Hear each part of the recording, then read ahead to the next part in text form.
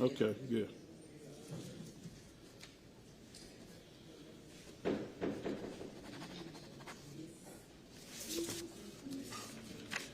All right, are we ready to proceed? I would like to bring up one matter before we begin. It's something I could just bring out in my first witness, but I think it's better to address with the court before. Okay, well, let me, can I do these? Yeah, let me do this later. Okay, I'll do it as I can. All right. Yes, sir. I've already talked to Mr. Lamb about this, but Coroner Wright, or Assistant Coroner Wright, testified, and I'd asked him about if he had made any interview with WTVM TV station, and particularly did he make a certain statement. Okay. Which he said that he did answer that he interviewed with some stations. I don't know if he couldn't remember whether he did with them, and I don't even know if he was saying he couldn't remember if he did interview with some people about this and just can't remember if it's WTVM or if he just meant I interviewed sometime with TV and I don't remember which one. But regardless, that was sort of his response. But he said he did not say anything. The big basic gist of it was that the interview indicated he said there was prior injury and there was recent injury. Okay. He said he would not have said that. I have the recording that I believe is from WTVM in which he gave the interview. I want to play that for him and ask him if he can authenticate, is that him and was that his interview? If so, then I would present that. Okay. But I certainly don't know that he'll say that it is. I think that it sounds like his voice and it portrays that way, but I recognize what has to be shown in order to probably get it in. Okay. But I just didn't want to put him up there and do that. I was thinking it might make more sense to put him up before the jury. In case there's an objection to authenticity. Well, I think there's going to be some of that. I mean, there may be other objections other than just whether or not he can authenticate it. Yeah, but if he, I mean, let's say he came up and said, I can't authenticate it. The problem with that is, to a degree, I've played the video for him. Yeah. And it would be to my advantage to do this, but I played it and it will in show front what of the he jury. said. That's what I'm saying. Yeah. Well, I would have objected if you just were playing Well, it. I promise. If it didn't get out, and I'm not trying to sneak it through there. Right. That's why I say it needs to be. All right. Well, let's have a proffer of that testimony, and then if there's an objection to the testimony, we'll take that outside the presence of the jury. If there's not, then we'll bring it in and do it in front of the jury. Is that what you're suggesting? I am, yeah. Okay. All right. So let's bring in Reverend Matthysse Wright. That's right. We're not bringing in the jury yet. Trevor, I've got these signed now. If you want to step up.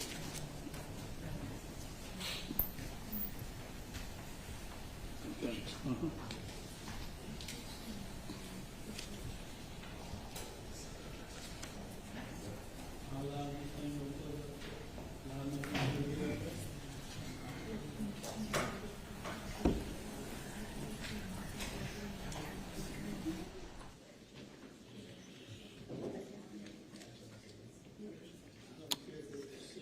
Reverend Wright, you're being recalled to the stand outside the presence of the jury first, and then we may bring the jury in, but I'll remind you that you're still under oath.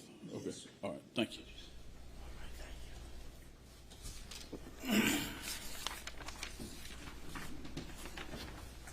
Reverend Wright, do you recall when I questioned you earlier, I'd asked you about whether or not you had interviewed with WTVM television about this case? Yes, I do. And you had, I think, replied in some sense that you had done some interviews for press, but you didn't know who and what or when, right? Correct. I have a video, I have an audio here that does have a video with it as well, but I just want to play an audio for you and ask you if you can authenticate or determine, is this your voice being recorded in an interview with a newscaster? Yes. I think you also need to have him listen to it and confirm that it is accurate. I mean, that is in fact what he's. I will ask him that. I mean, I think I need to get to the point of whether or not he recognizes it. Sure. Okay. Is that going to be running through here?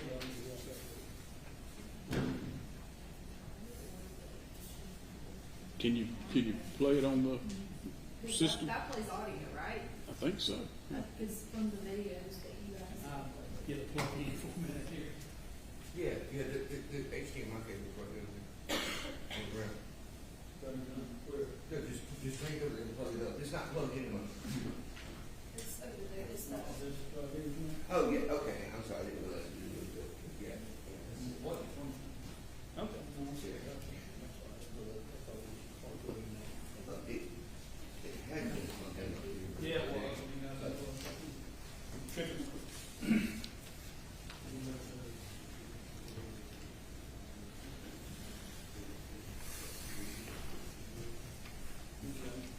can you play this audio? Well, do we need to turn the TV on?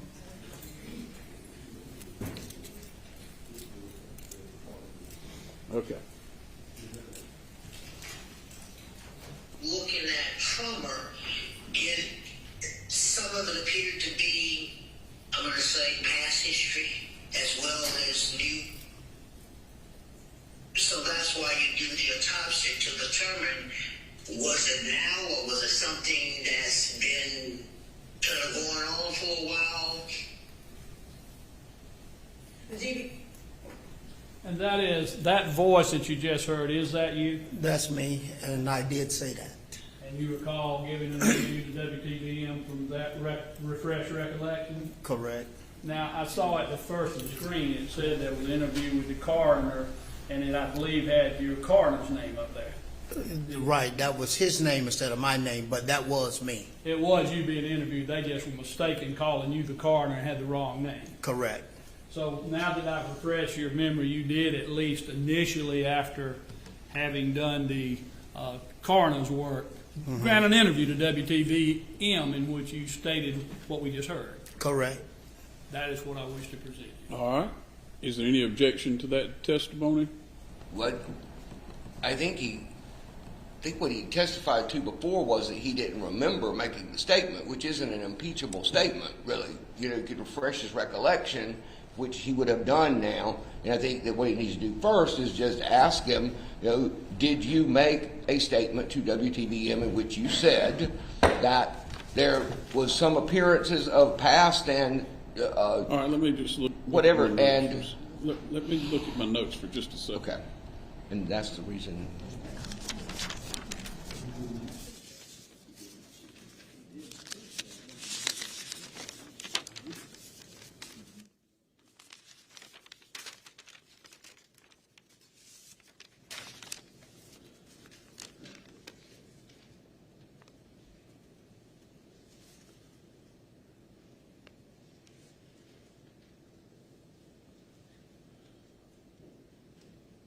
Okay, my notes indicate that he said that he didn't remember seeing, does not remember saying that he saw past or old bruising or injury, does not remember the interview, and then he says, I did not see old injury. Okay, so. Well, I think that is impeachable proof. We have to show that clearly he had indicated earlier that it was. There were. I guess if he made the statement that I didn't have the notes. That's not a transcript. That's Yes, my sir. But notes. I suppose if I will concede that if he made the statement, I did not see any past injury, that is an impeachable statement, provided it's relevant. You know, I'd still contend that it's not relevant in this case because there's no evidence to suggest that any prior injury caused or contributed to the child's death. But well, I'm going to allow the testimony. I mean, I know that issue is going to be argued, whether there's any evidence to indicate any connection. Yes, so, and yeah, I tend to more or less introduce it as I just did. I think what the way you did that was acceptable, and so I'm going to allow you to do that in front of the jury. All right, you can bring in the jury.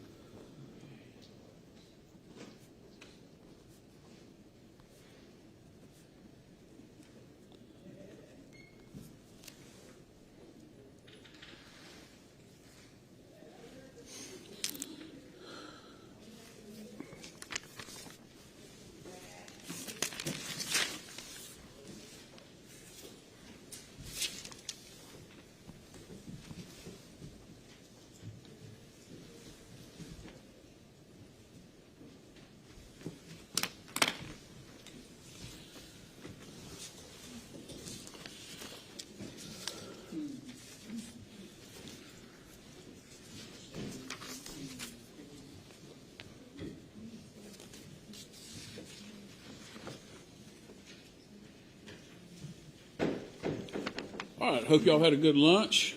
Are you ready to proceed? Yes. All right. Mr. Gamble, while you were out, you recalled, or while the jury was not here, you recalled Reverend Matthysse, so I allow you to question him now. For the record, Your Honor, I think I rested in the presence of the jury. Is that right? Yes, sir. And then it's okay. So so he's Well, calling him as his witness. In other words, at this point. He is. Okay. The state has rested. The defense. We obviously talked about this before you got in here. The defense is going to call a witness, or maybe more. I don't know, but he's going to recall Reverend Matthysse as his witness. So I'll allow the defendant to proceed at this time. Thank you. Reverend Matthysse, again, you're testifying, and you were testifying earlier about your duties as an assistant coroner in this case. You recall that? Yes, sir. And you recall I'd asked you some questions, and one question I had asked was whether or not you had been interviewed by WTVM television statement about this case, and I believe at that time your answer was somewhere along the lines of you had gotten many interviews with television and news and stuff, and you didn't know whether you had or not. Correct. Is that a fair rendition of what you said? Yes.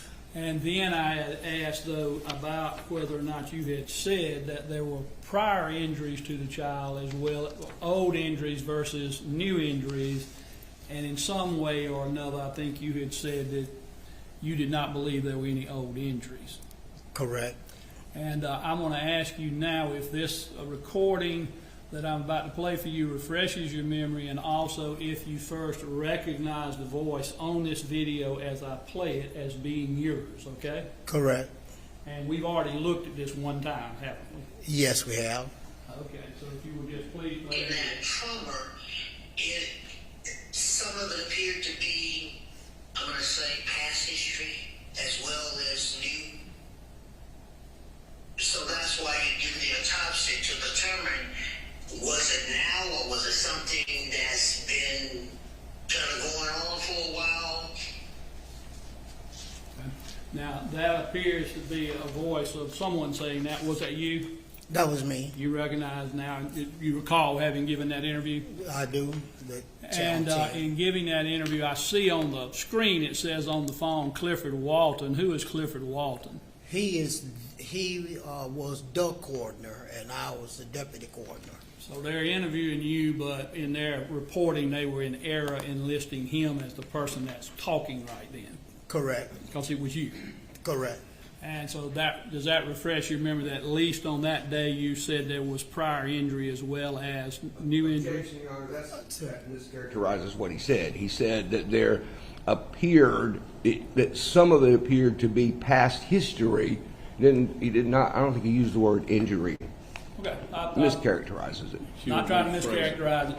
You stand by, you did make that statement that just was played. I said that when I did my examination, it did appear when I examined the baby myself that there could have been some old injury.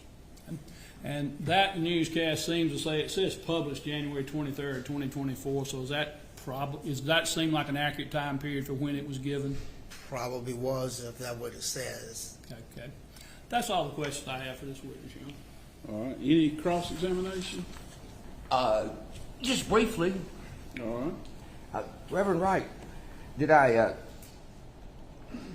want to make sure my notes right. You said that when you examined that some of it looked like there could be some past history or some old injury. One of those phrases. Is that right? Correct. And you said, and so that's the reason we do an autopsy, right? Correct. And the reason you do an autopsy is to make a determination as to let somebody who is ultimately scientifically trained and experienced and qualified in making those judgments to have a chance to examine the body in detail and make those determinations based on that examination and that information. Is that right? That is correct. And certainly you would defer in your opinions in every way to the coroner, wouldn't you, as to whether or not there's old injuries? Correct. I mean, you wouldn't challenge his conclusions, would you? Oh, no. what happens with that is, when the report came back, it solidified that there was no old injuries. And in fact, it solidified that the cause of death was blunt trauma and the manner of death was homicide. Is that correct? Correct. It was trauma to the head, the neck, and the torso.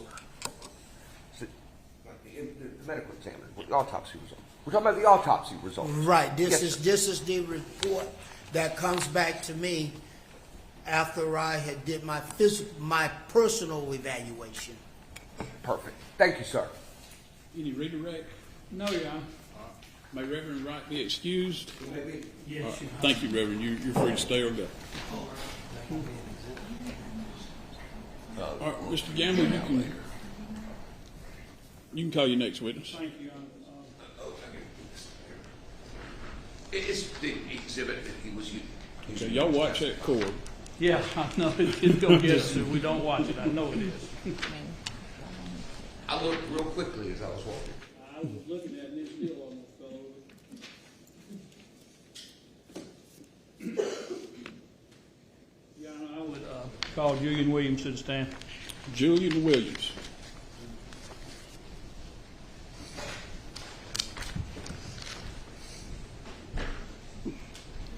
Mr. Williams, I'll remind you,